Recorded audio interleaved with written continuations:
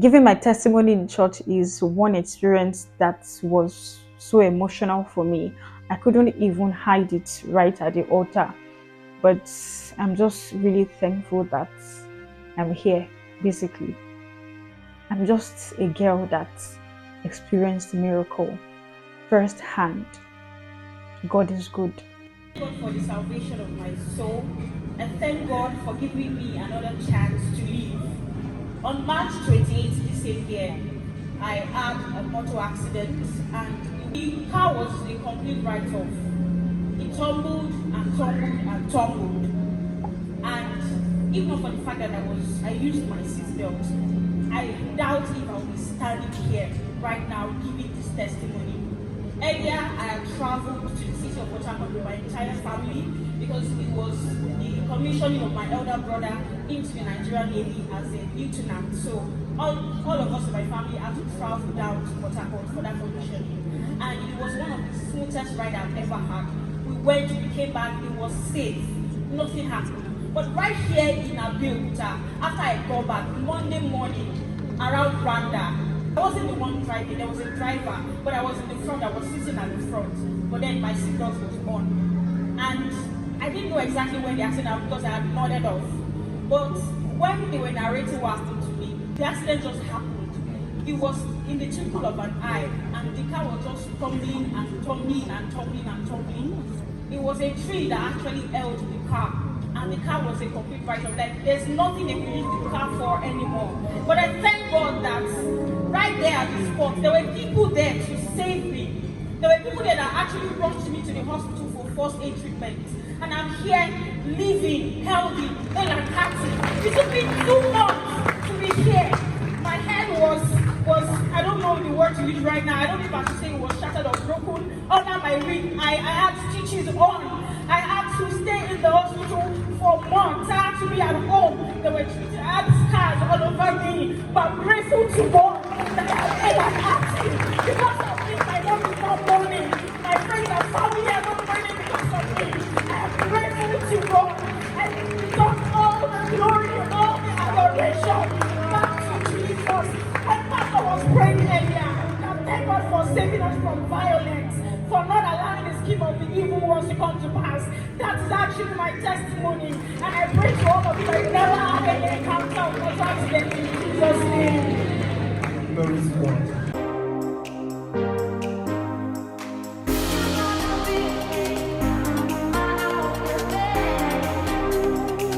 Hi guys, welcome to my YouTube channel. Oh my god, saying that line feels like a dream, but it is a reality, and I'm so grateful to be here right now. I'm so grateful filming this video so that you can see that indeed God is good. Thank you so much for thanking God on my behalf. Thank you for all your kind words, your prayers. Thank you so much for engaging on my previous video. I've never seen anyone start out their YouTube channel the way I did. I mean, not with that kind of content, not with that kind of video. But I'm glad that I'm able to actually launch my YouTube channel with that miracle video.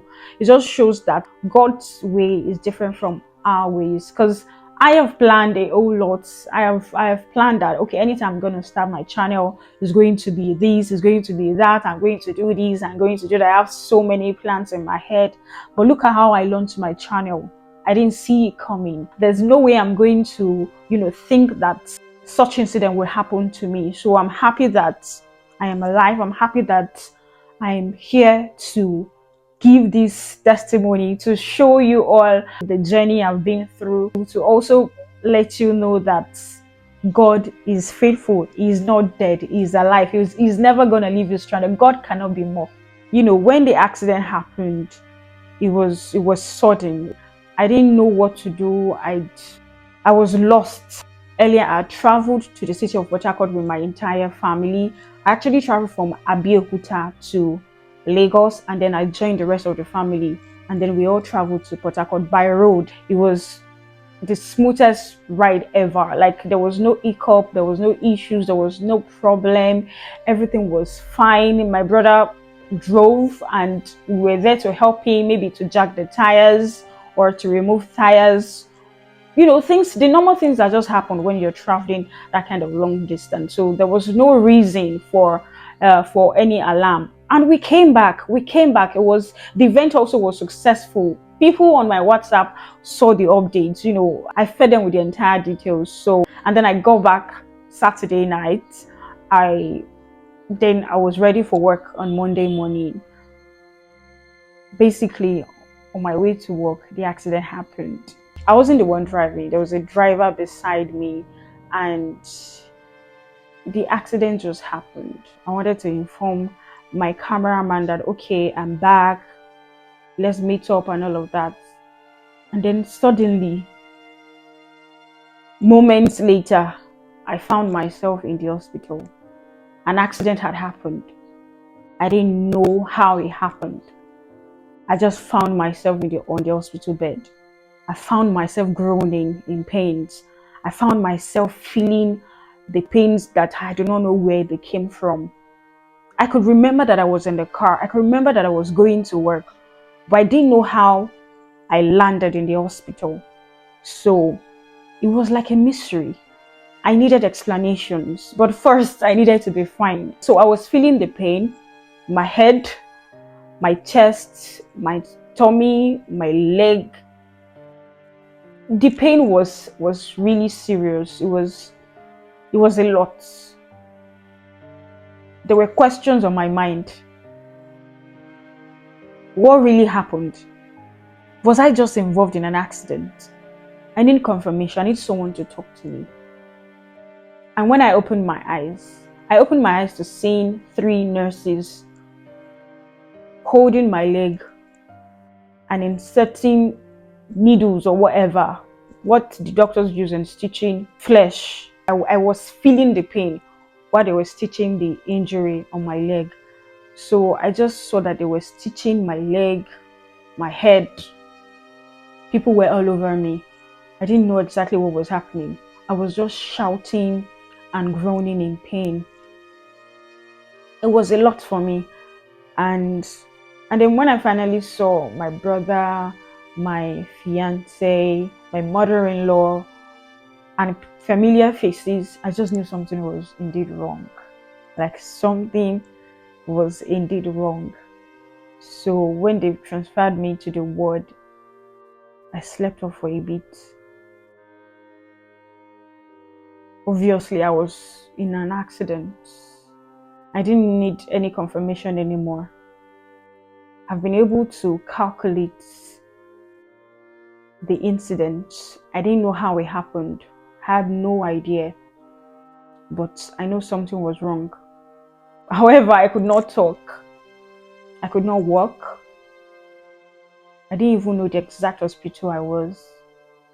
I was just there on the bed. My eyes couldn't even see clearly. Everything I was seeing was so blurry.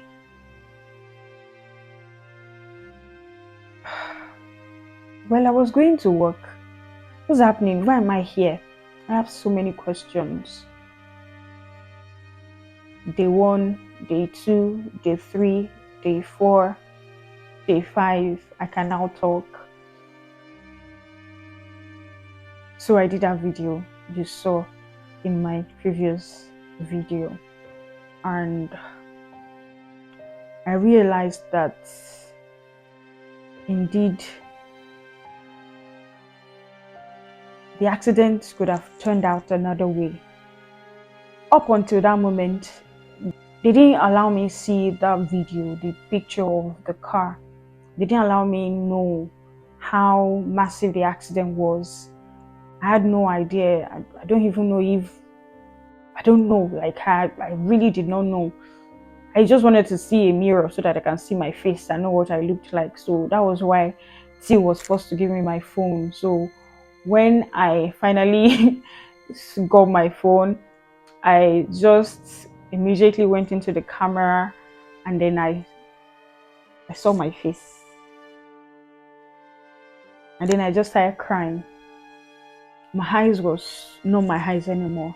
My nose, my mouth, everything. It was that bad. So I'm tearing up. I need to clean this off.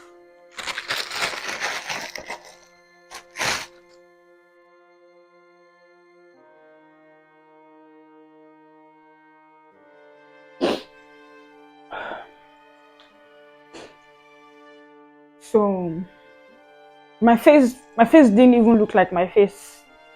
I couldn't even recognize myself anymore. I couldn't recognize myself. So I was just patient.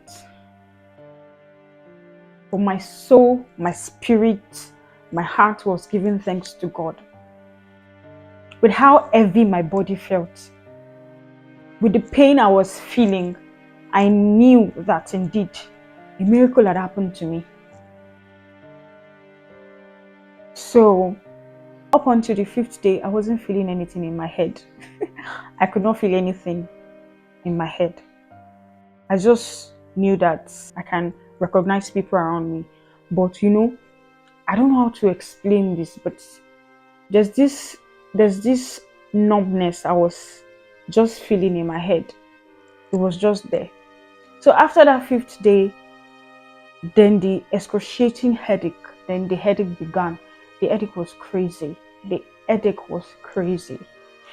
It is not the usual, oh, I have migraine. Oh, I think I have headache.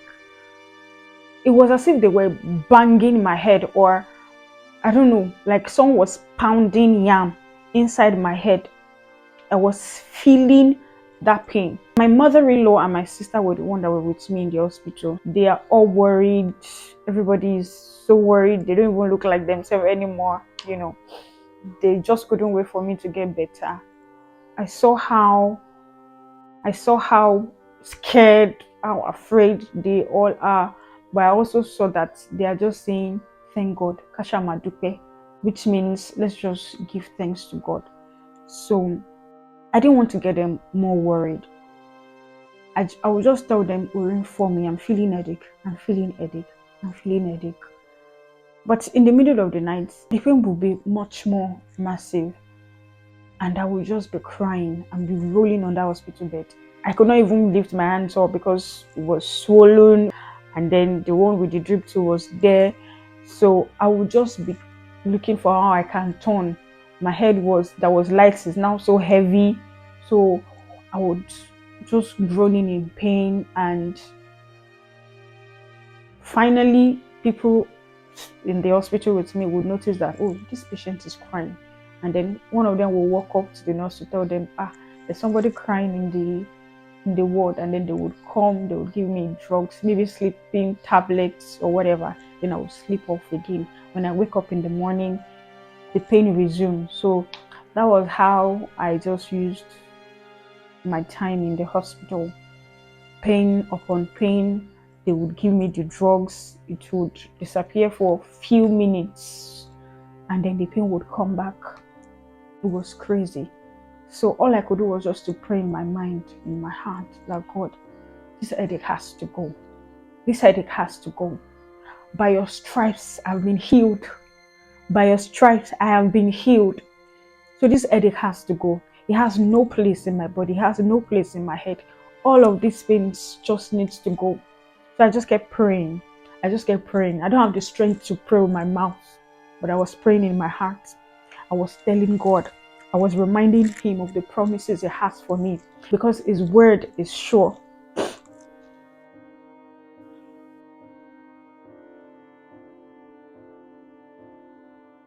Because his words are true. And I believe so much in what he can do. At that moment, I'm with the doctors, I'm with nurses. That's like the apex, right here on earth. That's like people that can treat you. So obviously, I cannot rely on them anymore. I just couldn't. So I just went back to my God. I just kept praying in my heart that, God, this headache has to go. We went to do CT scan because of the headache, and they said internal bleeding. They gave it a name. I don't care, and I don't want to know. So they gave it a name. They said they have to be referred to another hospital, Federal Medical Center here in Abeokuta. And We had to pay some money. They were just paying money, buying this and buying that. So I was referred to the other hospital, and then it's a public hospital. It was jam packed. Like there's so many people in the hospital, so many patients.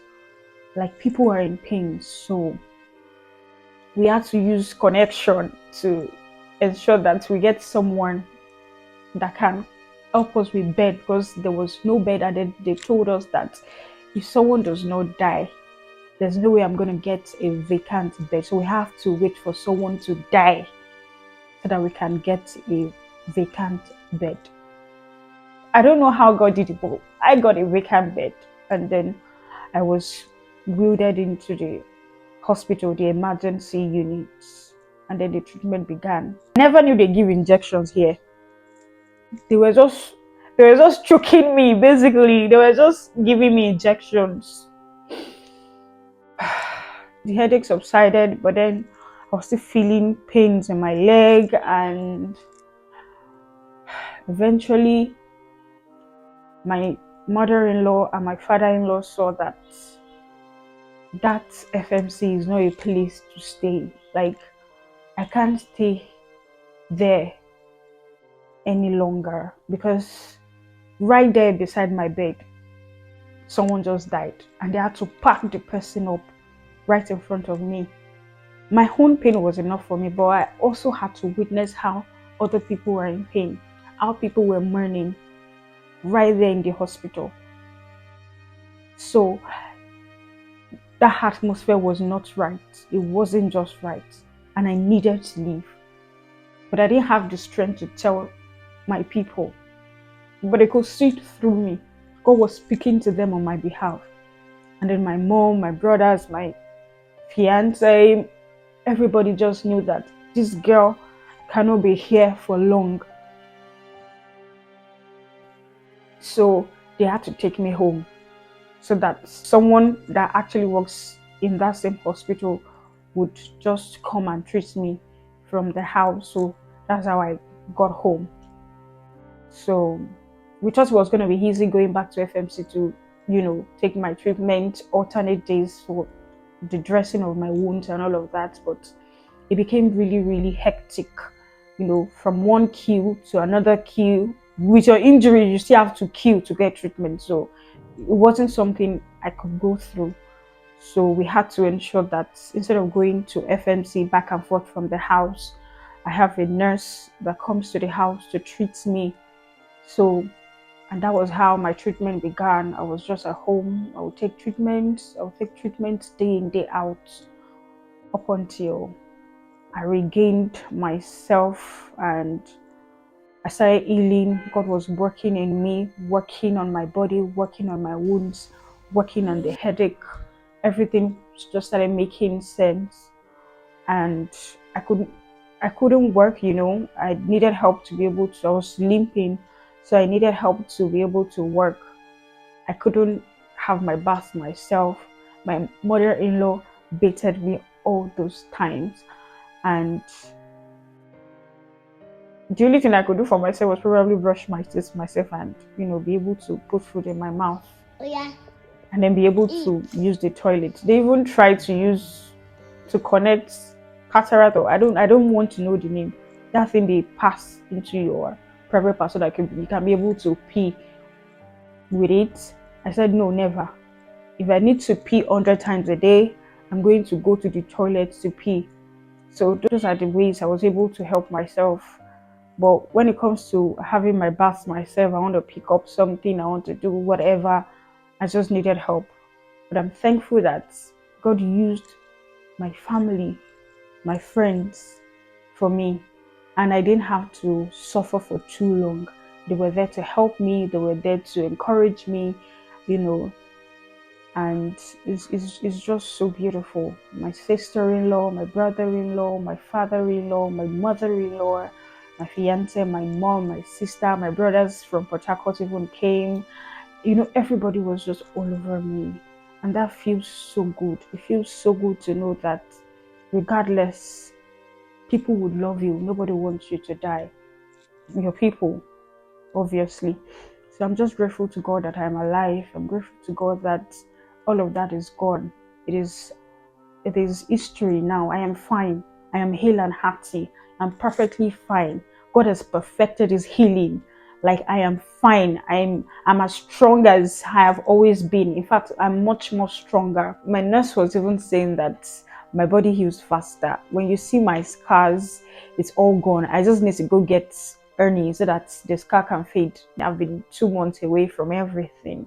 And I'm just grateful to God that I'm back. And I'm not back looking like what I'm not. So one of the lessons this experience has taught me is that family is everything. I'm a family oriented person, but this is just another confirmation for me to really know that indeed family is everything.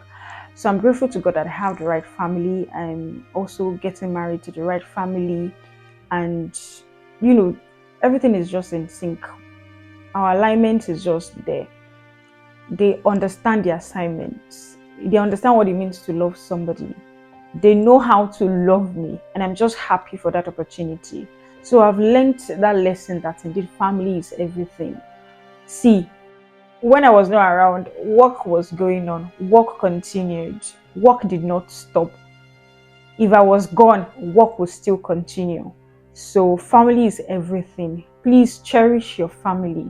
If you need to go sort any misunderstanding, please do it right now. Do it before it is too late. Family is everything. Those are the ones that would stand by you, come rain, come sunshine.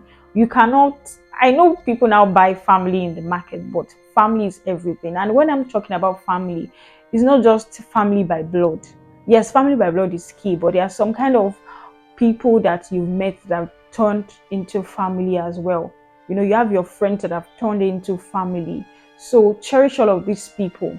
Be there for them. Acknowledge them. All of these things will go a long way. It will go a very, very, very long way. I also learned that revelation is key. Prior to the accident, there had been revelations. An hour to when the accident happened, T went into a trance. He saw that I had an accident, and then I was calling him for help. Few minutes later, after I woke up and then he was praying, few minutes later, they called him that indeed we had an accident. The day before the accident, my mother-in-law's friend called her not to sleep, that she had to do vigil, and that there's an attack coming, but she needs to pray. So my mother-in-law also was praying without even knowing what was happening or what was going to happen. She just prayed throughout that night, and then the next day she got the news. I don't know if you understand what that means. That is just a sign that God would not leave his people stranded. God will never leave his people stranded, and God cannot be mocked. God can never ever be mocked. The scheme of the devil was shattered. He rescued me from that violence. He rescued me, like he saved me. That car was a complete write-off. It was nothing to write home about. It was crazy. The car was tumbling. It was just tumbling. It was the seat belt and the tree that held the car, and I was just there. They said I was just up there, and they had to use cutlass to cut off the door so that they can rescue me out of that car and then rush to the nearest hospital. So I'm just grateful to God.